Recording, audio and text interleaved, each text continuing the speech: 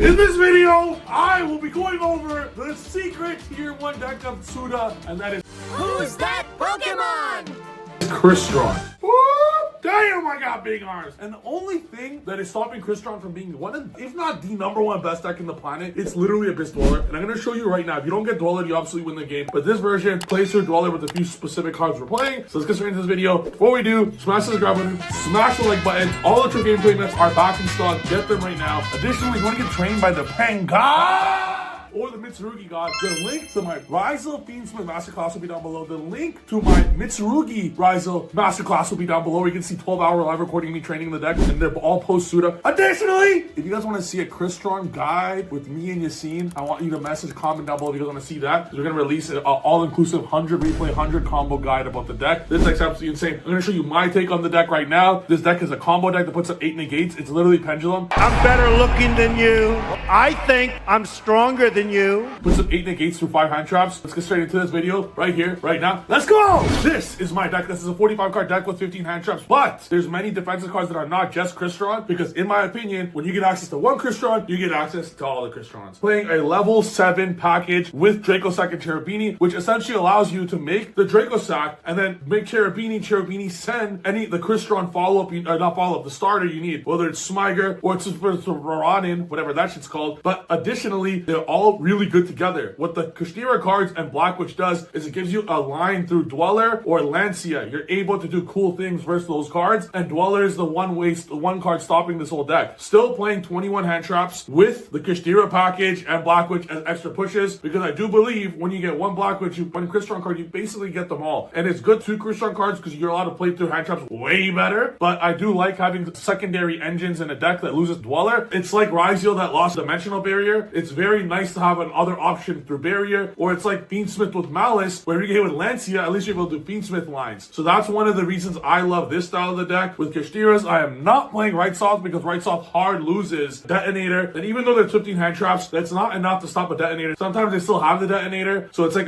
just one Detonator. This deck eats through Detonator, but like it becomes a lot harder when it's a Right Soft, if that makes sense. Like you can put a Fenrir or a Unicorn, and it helps you kind of pinpoint specific things. And to be able to instantly go Draco Sack is so big in this deck, unbelievably big and very powerful. And then go into the cards very specifically. This is 3 Soldav Hole, 1 Soldav Fenrir, 3 Inclusion, 1 Foolish. Gets you this or Smiger. You don't need to play max out on Smiger or max out on this. You can get access to this basically anytime you want. Whether it's the Inclusion, the Foolish, which is a way better card than playing one of the Smigers. You don't want to have like all unplayable cards in your hand. To have one of these Crystron cards in your hand, it's actually very, very good to have, because that is the starter, but you don't want to have a bunch of them. You want to be able to play through a bunch of shit. One Crystron card literally leads to all the Crystron cards. So to have the extra supplementary shit helps so much. I even tried to add a Fiendsmith in this deck, and I do have a version of this deck with Fiendsmith, and that is a 60 card deck with 21 hand traps, sides into 30 hand traps. It's that 60 cards. If you guys want to play 60 cards, want to see my Fiendsmith version of the deck, it's very good going like into interruptions, and the locks that the Crystron cards do are very easy to play around. Actually, extremely easy to play around, because do the lock like after. But the downside of Fiendsmith and Crystron, you still lose to the same cards. You still lose to Dweller. So Dweller will basically stop the Fiendsmith line and the Crystron line. So to put a supplementary engine that loses to the same card doesn't actually fix the problem. It's like putting Sharks and Rizal doesn't actually fix the problem of the deck at the time, which was Dimensional Barrier, which was a huge problem with pure Rizal.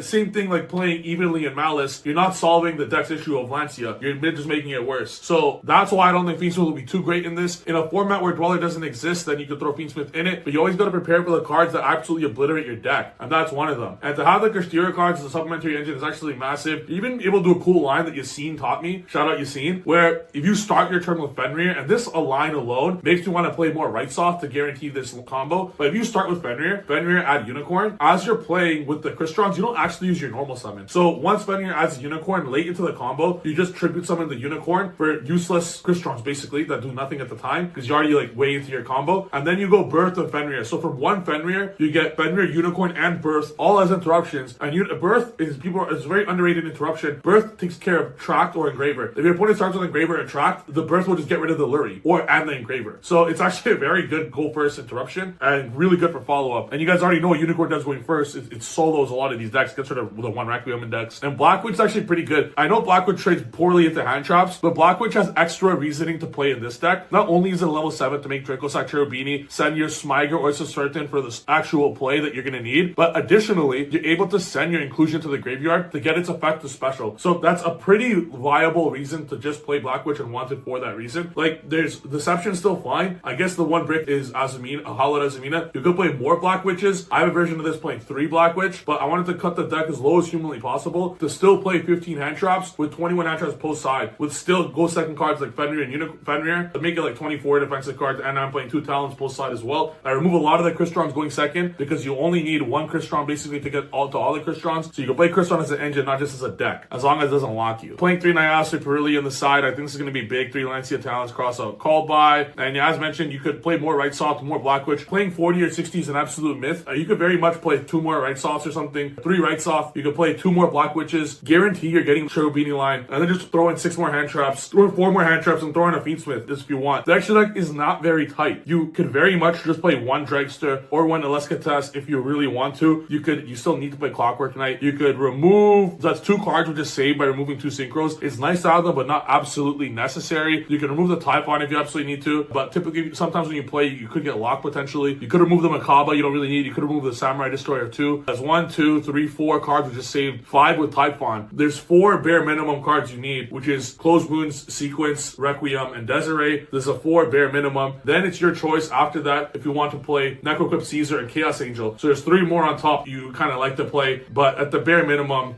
those 4. So by removing 1 Dragster, 1 Elescatas, 1 Makaba, 1 Samurai Destroyer, you can just instantly add those 4. And I would remove the Typhon for Necroquip because there's a cool line where when you go Caesar Necroquip, Engraver Necroquip, your opponent immediately needs to be, most of the time you're going to hit with Nibiru there. Your opponent doesn't need to know you're not on Caesar. Like if you go immediately Engraver and Necroquip on the field, anything, that's when your opponent's going to Nibiru you. If they don't Nibiru you at that point, there's a high chance they either don't have Nibiru for 1, or they have Nibiru Veiler, to which your Caesar does nothing anyways to Nibiru Veiler. So you will be cooked heartless unless you're playing even around that too. So at that point, you can just make Sequence, if that makes sense. So by playing 5 slots is the bare minimum in this deck, in my opinion. You don't need to play the Caesar and the Chaos Angel, but you'll probably miss them at times. And yeah, that's a deck. You can always remove the 15 hand traps as well for 10 board breakers, because Fenrir serves as a board breaker itself, but I like hand traps. They're good. Extra deck, 2 Elescatas, 2 Dragster, 1 Quadra Onyx, 1 Clockwork Knight, 1 SP, 1 Cherubini, 1 Dracossack, 1 Nova, 1 Infinity, 1 Typhon, 1 Sylvia, 1 Makaba, 1 Samurai Destroyer. Samurai Destroyer helps play around Nibiru when you have Tristalos, and Makaba helps play around Nibiru when you have Nova on the field. Typically, your opponent will Nibiru you when Nova hits the board. So Nova hits the board, you use Nova effect to send Makaba. Additionally, against Mitsurugi, you have the ability to actually send Nova. Nova will still trigger, I think. Does it? Does it count as your possession? I think so.